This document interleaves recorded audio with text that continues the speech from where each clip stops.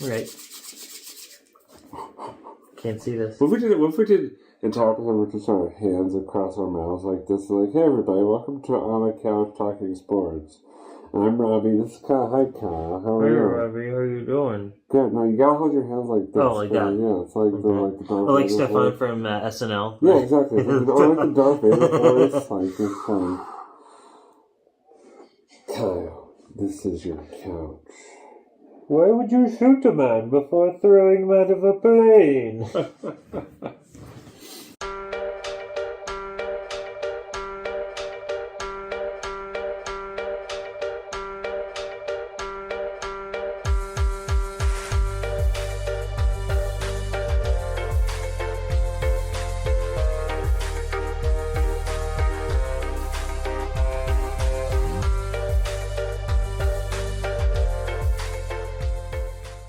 Hey, what's up, everybody, and welcome to another edition of On a Couch Talking Sports. As always, I'm Robbie. Kyle's here. How you doing, buddy? Doing alright, how are you? Good. Happy May. We did Happy it. May. We're It's here. gonna be May. Yeah, happy belated Cinco de Mayo, and May the 4th be with you. Star Wars Day. Great days. And don't forget Star Wars Day Part 2, The Revenge of the Fifth. Also, you're right, like you said, also done as Cinco de Mayo, but Yeah. same thing. Oh, and also, Happy Teacher Appreciation Week. Respect. That's right. That's right. But anyway, we are back for another episode. I know it's been quite a bit, exactly a month as we calculated earlier. But it's great to be back with you guys. And it's always great to have the support of our two sponsors, Zyman Organizing and Wes Woodson. Thank you so much for your support, as always. Definitely check them out. So, in the past few weeks that we've been off the air, we've been busy guys. A lot of stuff going on. And that has included multiple sporting events that Kyle and I have attended. One directly together, and one we were at the same event but different places. I'll explain in just a minute. But the month of April definitely was a busy sporting event month for us both, and so we wanted to sort of recap the couple of events that we saw in the mutual events that we saw. The first one was one that we didn't actually attend together, but that we did both attend at different points in time at different places, and that was the annual Boston Marathon, which took place a couple weeks ago on Patriots Day here in Massachusetts. For those of you who don't know, Patriots Day is a state holiday, and like I said, it is the always the annual running of the Boston Marathon. The Boston Marathon, if you don't know, if you've been living under a rock and don't know what the Boston Marathon is, it is a 26.2 mile run between Hopkinton, Massachusetts and Boston, going through other various towns in between, including our lovely town here of Wellesley, Massachusetts. And that's where I watched the race from, was from Wellesley Center, and was very excited to once again be able to walk down and watch. I actually walked down a couple times during Marathon Monday, one time to sort of see the elite runners, who are actually like racing to try to like win money and stuff like that. Mm-hmm. And then another time to see the charity runners come through and the regular runners, because actually one of our family friends, shout out Sharon, she actually was running this year. So my sister Sarah, who you guys have seen on the show before, went down and saw her and were able to root her on, which was very exciting. And Nice. But yeah, Cal, I know you were also at the marathon on Monday for a bit, watching from just across the border in Newton. I was actually at the Newton Wellesley Hospital. Yeah, so you're basically like right on the Wellesley-Newton border.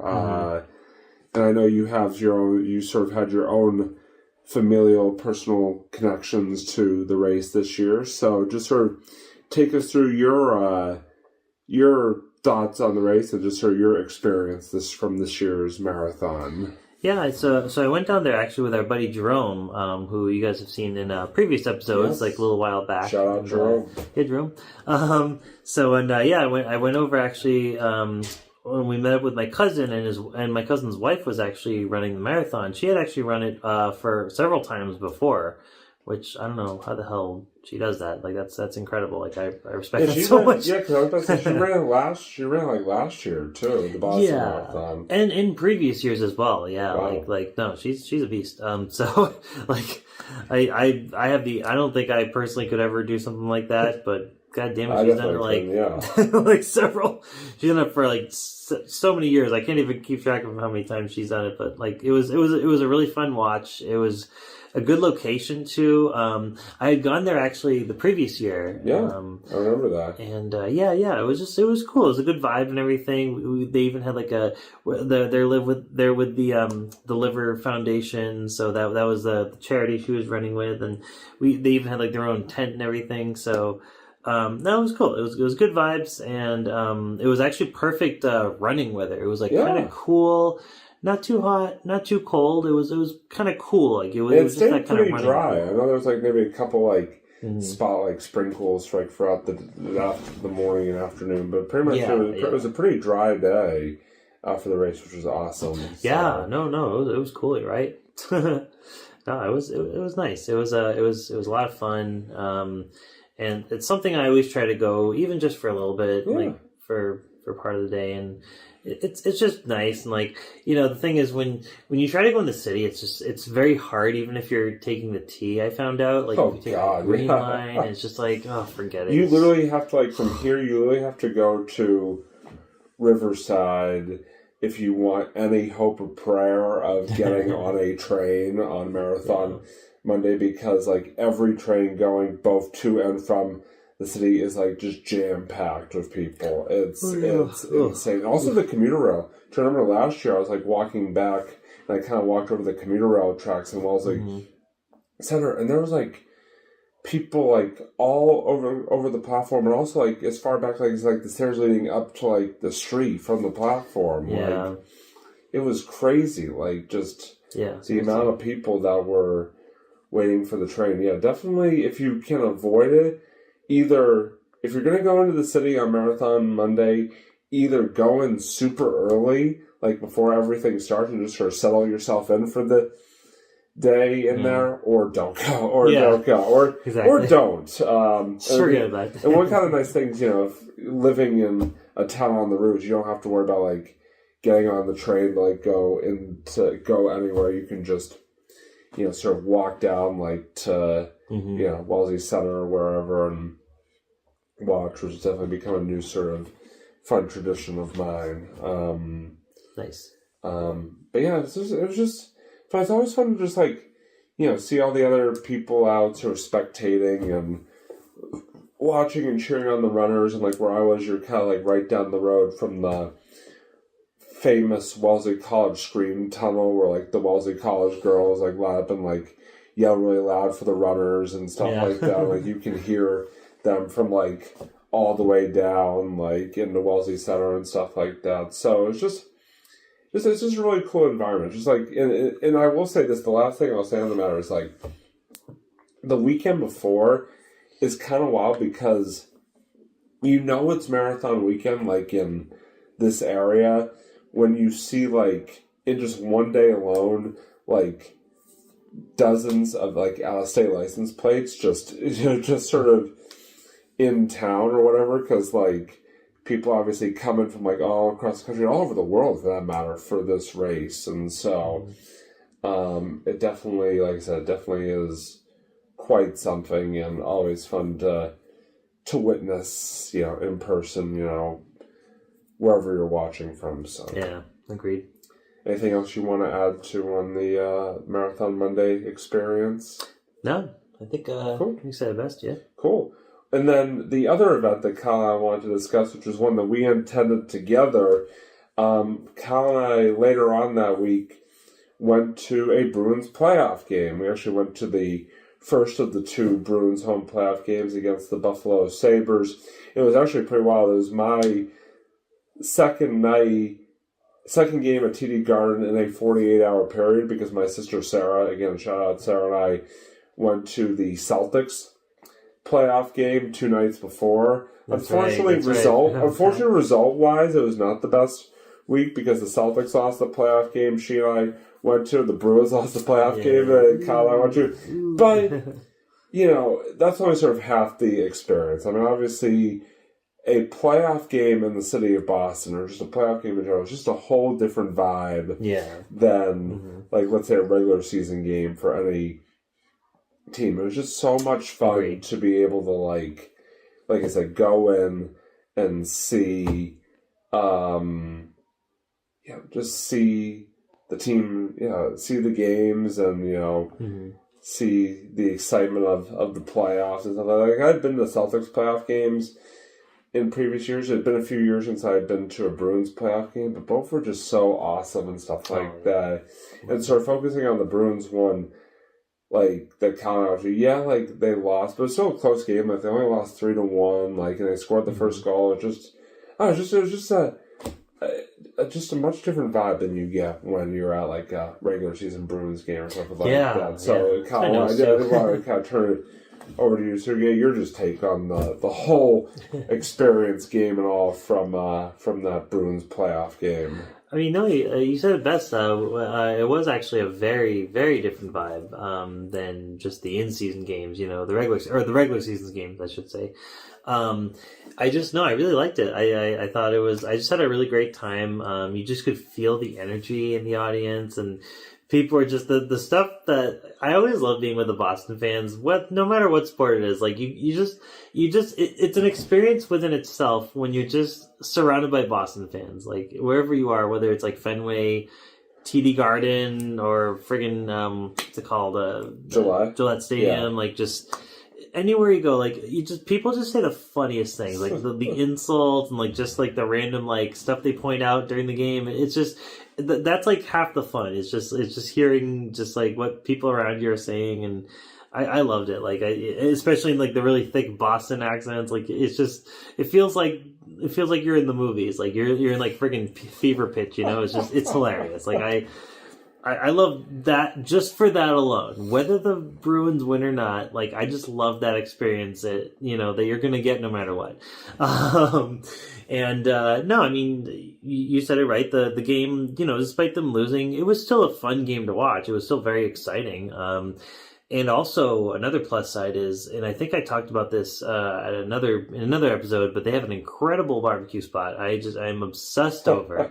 I can always taste it, and it's just they give you so much food. Let me tell you, you guys got to check this place out. It's in the balcony section. Just kind of circle the balcony, you'll find it. It's called the backyard barbecue something. I think it's something backyard or back something barbecue. But when you see it, trust me, grab one of the platters. It is life-changing. I loved it. It is the best food I think I've ever had at TD Garden, hands down. You were definitely marveling at that. Yeah. I had I couldn't even stand up for the Pledge of Allegiance or whatever the hell was going on. The national anthem? Sorry. See, that's how much I don't care about that stuff. Sorry. You could tell my investment in that. Pledge of Allegiance, of course, yeah, national. Two totally different things that I should know at least. That's because I'm Canadian, I guess. I don't know. Just the Canadian side of me.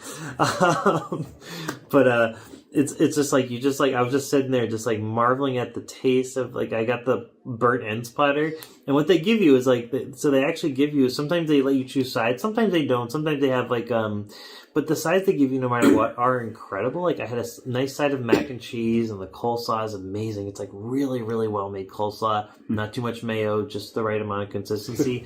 And they give you, on top of all that, they give you so much meat. They pack it in with all the meat in there.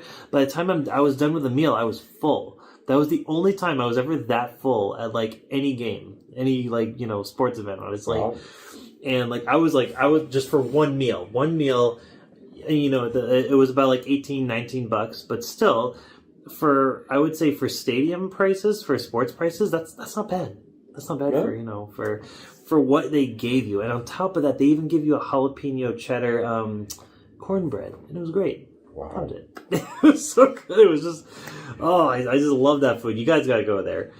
It's just, it's incredible. Like, if you go to a game, whether it's Celtics or Bruins, try that place, especially if you like barbecue. Like, you got to try it. So that's, yeah. But no, it was a great experience. Good to know. Yeah. And, yeah. I went for the pizza myself. Just classic Souz. Yeah, good old Souz. Nice. The one other cool thing about the Bruins experience was that I didn't even really know this when I purchased the tickets, but the tickets we got were like in the last row of the balcony, and people might say, "Oh God, the last row of the balcony." Like, I was like, it actually is not fun, especially for a hockey game. Like, I actually prefer to be up higher because you can see like basically everything as opposed to lower, where it's like kind of tough to see sometimes.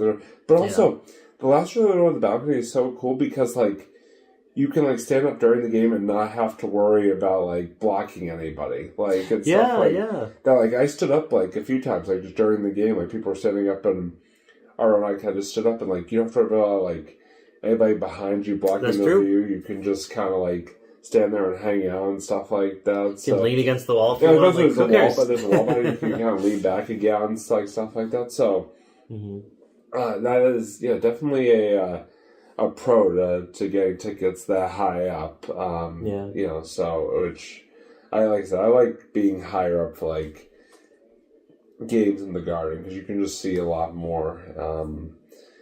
It was just a really fun take, and like I said, I know that they lost, but it was still, like I said, getting to see some playoff hockey for the first time in a few years for me at least. In Boston was just a really cool thing. So I'm glad I was able to make it happen. Anything else before we sort of move on here? No, I think we covered pretty much all the memorable stuff, all the important stuff. So. Very cool. Very cool. So we are now going to move on to sort of the second half of our episode, like we usually do, with Robbie's final thought and the Souz reviews. My final thought, I'll go first. My final thought, because it's kind of a brief final thought. It doesn't even have anything to do really with sports, but I do want to sort of give a shout out to my buddy over here, Mr. Kyle, who had kind of a big life event within the past couple weeks. You moved.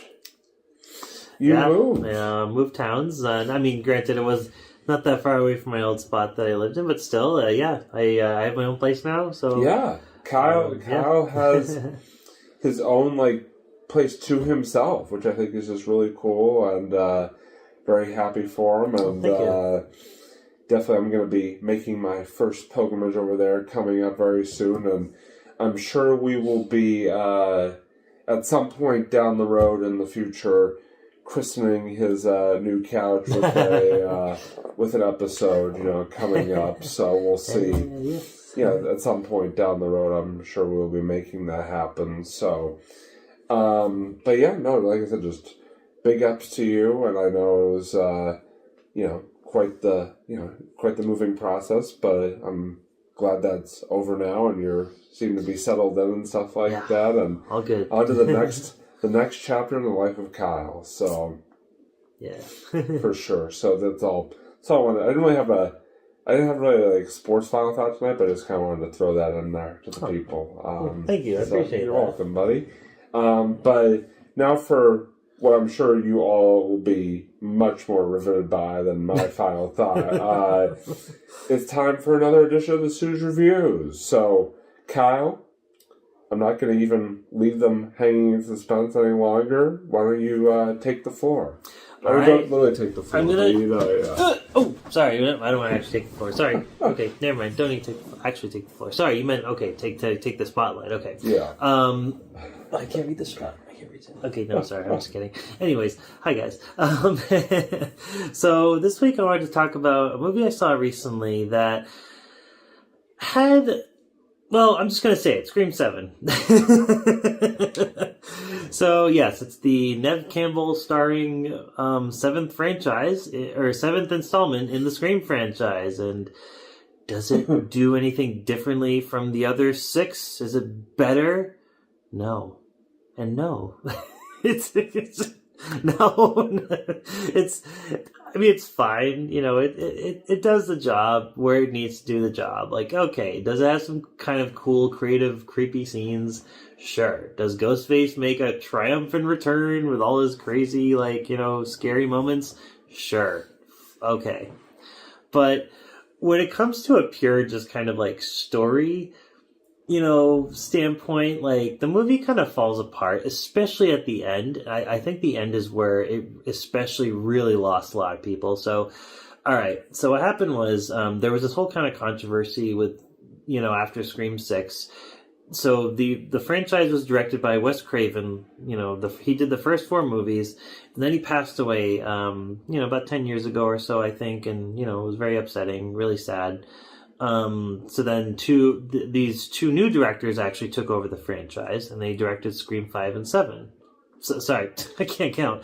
5 and 6. There we go. 6, 7. 6, 7. There you go. Yep, that was a setup.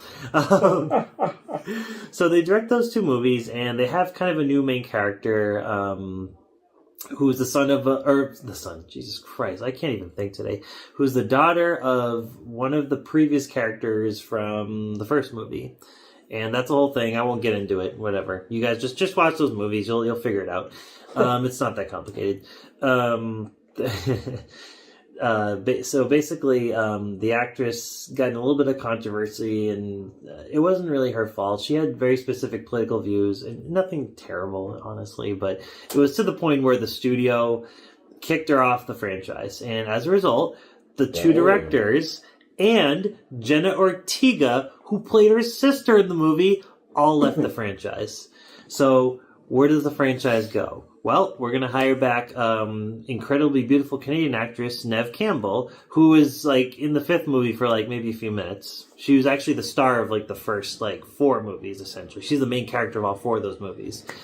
And so she comes back in 7. So she's at the spotlight, and I thought she did a fantastic job. She's a really great actress. She holds her own, and she barely looks like she even aged a day. Like that was like, she just like, you could tell like she just came right back into the role swinging. Like, and you could tell she's a very smart, witty character, and I love that they kind of kept that going for her. So cool. And her daughter the movie reveals that she has a daughter. It's not a spoiler. The movie will tell you the second you see it. It's not a spoiler at all. The trailers even show her daughter, and it's yeah. So I thought she did a great job as well. And Joel McHale was in it. He's the officer husband. I thought that was really random, but okay, great. I love Joel McHale, so cool. So the setup was fine. The intro I thought was really cool and creative. The Scream always kind of nails the intros, I think. Like, so I like how just the movies begin. It just kind of puts you in an unexpected place. They have to find a way to kind of introduce the new Ghostface, if you will. So the thing about Scream is that every Scream movie, it had, you know, with its sort of horror slasher kind of satire, it has kind of a horror slasher satire tone, where people kind of talk about scary movies, you know, even though they're in one. Oh, so that's kind of the whole sort of, you know, I guess you could say the magic of the franchise. Like, it's a kind of a horror movie satire, but also at the same time being a horror movie. So it's like, it does have scary moments. It's a slasher movie. Ghostface is the main killer of those movies, whatever. But the thing about these movies is that it also has a mystery element. So there's always someone behind the mask. It's always someone different. It's not the same, you know, like Freddy Krueger or Jason or Michael Myers. It's not the same bad guy. It's always someone behind the mask. So it has like a really fun kind of mystery angle to it too. And each movie, I think previously did a pretty solid job with the mystery, but this time, the mystery falls apart in like the finale of the movie, and you're just like wondering, am I watching Scream or am I watching Scary Movie? You know, which also is going to happen. You know, they're going to come out. They're making a 6th Scary Movie that's going to come out soon, so I'm sure they're going to make fun of this movie as well, because that's what Scary Movie does. It's just a pure horror comedy. Like, that's. Yeah, but this is more horror satire. It's kind of like, you know, you kind of would like there to be a meatier story. You kind of would like there to be more, but it just doesn't work. Like, when you find out who the main villains are, and then, of course, they sort of have this, they sort of tease the return of another villain that kind of appeared in the first movie, but I'm not gonna, like, it was very disappointing how they handled all of that. So yeah, I didn't like how it was an okay movie for a while, but then, it just kind of like, it just falls apart at the end. It just completely falls apart. The whole mystery is just really dumb, and you're just like, what am I watching at this point?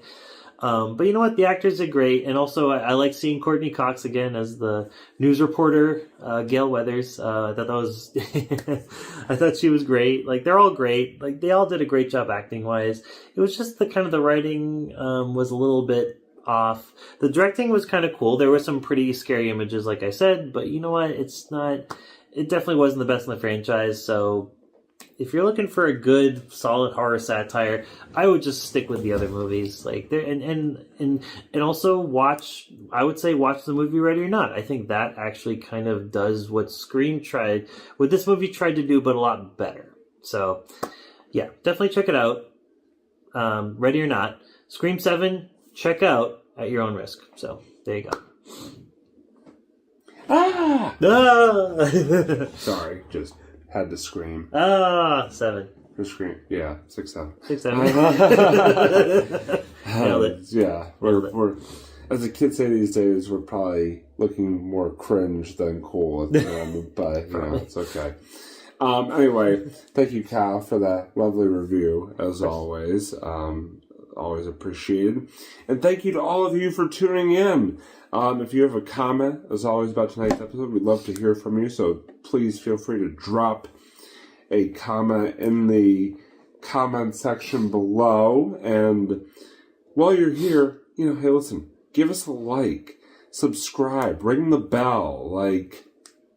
We just always appreciate the support, whether this is your first video watching us or if you've been here forever, however many episodes we've been on. We love being with you guys. And listen, obviously we're here on YouTube, but you can also find us on Facebook. You can find us on Twitter. You can find us on Instagram. Now I've got off my lazy butt and actually posting stuff on Instagram after these episodes now. It's all him. None of it's me. I don't ever really use Instagram that often. So yeah, I also do Twitter as well. I'm pretty much a social media person. Yeah, you really are. Yeah. I've never used Twitter just in my pulling entire back the curtain here, folks. We're breaking the fourth wall. Here you go, just like Scream. Yeah, sure. No, I'm just kidding. Okay.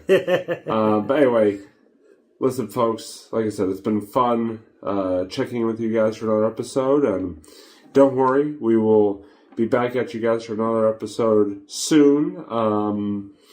But until then... thanks for tuning in. Thanks to our two sponsors, Zyman Organizing and Wes Woodson, once again for their support, as always. And, we're going to wind down tonight's episode before I totally run out of my thought process here. Anyway, that's Kyle. I'm Robbie.